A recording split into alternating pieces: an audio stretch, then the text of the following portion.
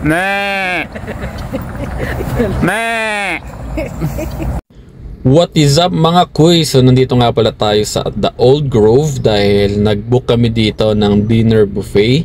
So ayan, pagdating natin dito is magpapavalidate nga pala tayo dyan sa color green na yan. So ayan, nandito muna tayo at nag-check din tayo kung magkano yung mga cottages nila, kasi pwede kayo mag-overnight dito at ang pinakamura nila dito mga kuys ay 8,500. So ayan, bibigyan nila kayo ng map. So ayan yung mga pagpasok nyo, yan yung makikita nyo kaagad, yung the barn. And then ito yung cafe nila or yung diyan kami magdi-dinner mamaya. So nag-ikot-ikot muna kami para makapag picture-picture. Makaikot namin yung The Old Grove. Tapos ayan yung playground nila. Tapos may mga pahingahan sa gilid. And then dito naman yung side ng swimming pool. So feeling ko dahil hindi naman namin inikot tong hanggang dun sa dulo, yung mga rooms niyan sa gilid, feeling ko dyan kayo mag-check-in kapag mag-overnight kayo dito. So yan yung map nila. So tingnan nyo na lang or post nyo na lang kung makikita nyo. And then dito yung animal farm nila. So nandito yung mga pato, mga tupa. Ayan. Tapos ito meron silang balon-balunan dito pero wala naman laman yan mga kuys. Ano lang yan, kababaw. So yan, meron din silang mga paganito. Ayan. So enjoy lang, picture-picture. Kuha ng mga clips. Ayan. Tapos syempre nag-isip bata muna tayo. Sabi ko subukan ko maglaro. Tapos etong una na inanuhan ko na yan mga kuys, ang hirap din pala niyan kasi kailangan mo ng balance. Pag mahina yung tuhod mo katulad ko, nako masakit sa tuhod yan mga kuys. Tapos ito yung isa na tatawid ka lang ng parang sa bridge. Ano bang tawag sa ganitong ano? 'Di ba merong gantong sport? Parang circuit something. Ayan, nag-isip bata lang tayo dyan para kahit pa paano makapaglaro-laro tayo. Ayan, nahulog pa yung scarf natin, oh. Ayan, so far na-enjoy naman namin yung pagpunta dito. Saka malamig yung hangin mga kuys, ang sarap. Hindi ko alam bakit ang lamig ng hangin ngayon, siguro dahil tagtunaw nga ngayon sa ibang bansa. Kaya dito mahangin sa atin, tapos malamig. So ayan, hanggang labas lang kayo dyan kuys. Tamang picture lang, wala naman yan, di kayo makakapasok sa loob.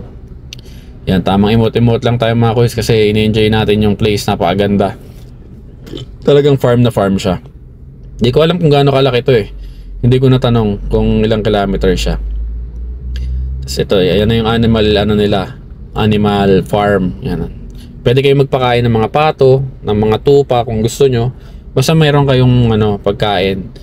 So ayan, naglagay sila ng pagkain doon para sa mga pato ba yan. Ayan. Tamang enjoy lang. Dami oh, nakakatawa. Ang dami nilang ano, tupa. Tapos ayan, hindi ko alam kung saan nakakuha yung ano eh, yung bata na yan para dyan sa ano, mapakain sa mga tupa na yan. Tapos ito yung bridge papunta doon. Ang labas niyan doon sa mismong kainan na. So ito na, magdi-dinner na tayo kasi ang dinner nila dito is 5 PM to 9 PM. Let's go.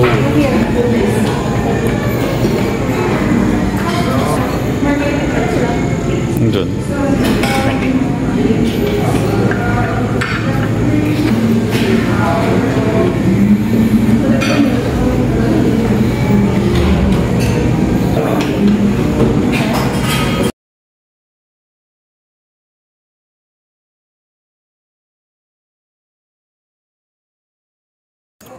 Calamares.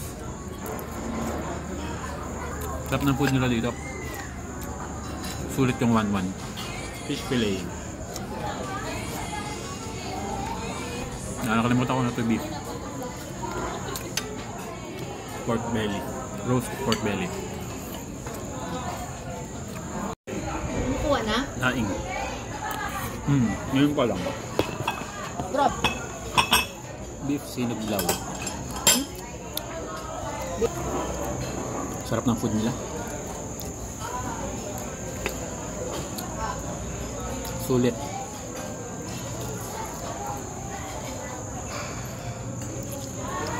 Yun yung roast. Beef roast. Buffet ito, buffet. Sulit. Beef sinuglaw. Sinuglaw? Sinug ba? Sarap. Sarap nito, beef din. Nakalimutan ko anong tawag.